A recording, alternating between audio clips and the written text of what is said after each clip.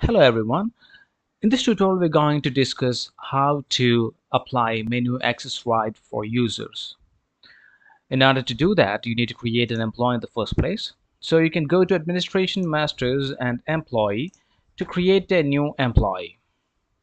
So for that you can enter the name and mention the employee type over here, just like this, which I have created. Name and the account name will be shown, and fill up all the necessary details, and once you're done with it, you can just click save. And then we can move on to the next step, which is user role. By default there are many parental user roles available, but you can always create a new one if you want to, and you can mention the parent user role which you want to assign. And I have created one over here like a salesman. So you can mention the user role name and then mention the parent role. Once you're done with that, you can go to masters again and create a login user. So by creating a login user, we are giving the privilege for a user to log into atERP using their own username and password. So in order to do that, you can specify the username over here, you can set the password, and then you can specify the user role, just like I have created here one. I'll edit this. The username is ASD, and I've set a password like, let's say 123, anything. And you can specify the user role, what type of a user it is. I'll just select test salesman, and then you need to choose the employee. If you haven't created one, you can always press this plus button, and then it will take you to the employee window, and then you can fill in all the details and create one. And once you're done with that, you can specify a PIN number if you want to. And if you want to set this particular user as a supervisor, then you can enable this checkbox. In this case, I'm just gonna save it, and we're done.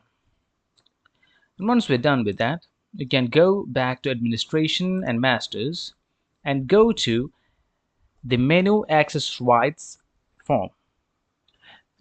Using this form, we can limit the user's ability to access different forms. So by default, there will be all the options will be enabled. Let's say if we only want this particular user to access the sales invoice, so what we can do is we can disable all these options and then go to accounting and inventory, transaction and sales, and then enable the option called sales invoice. Okay, and if you want to limit the access, the privilege for the user to only save this particular voucher, or maybe save and print the voucher, and not to edit or delete this particular any vouchers.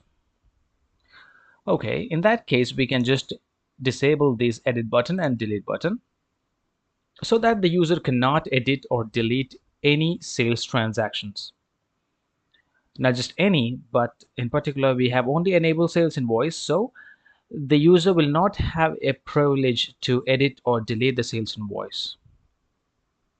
And we can also block all the graphs and all the details like this, so that the user won't have a privilege. Like if you don't want the user to view the account group balance chart, or maybe the income expense profit chart, the sales chart, or maybe the supplier balance, party balance, etc., like that, then we can just disable all these options which we want to, and then just click OK. Once we're done with that, we can log out from this window and then log in using the user credentials. So I'm going to enter the username and password, then I'm going to log in. So as you can see, there is no dashboard. The user cannot view the chart or balance of which are available from the admin view. Now you can go to account inventory, transactions, sales, and only the sales invoice is available for this particular user. And if you just click on it, then you can also see that there is no edit or delete buttons.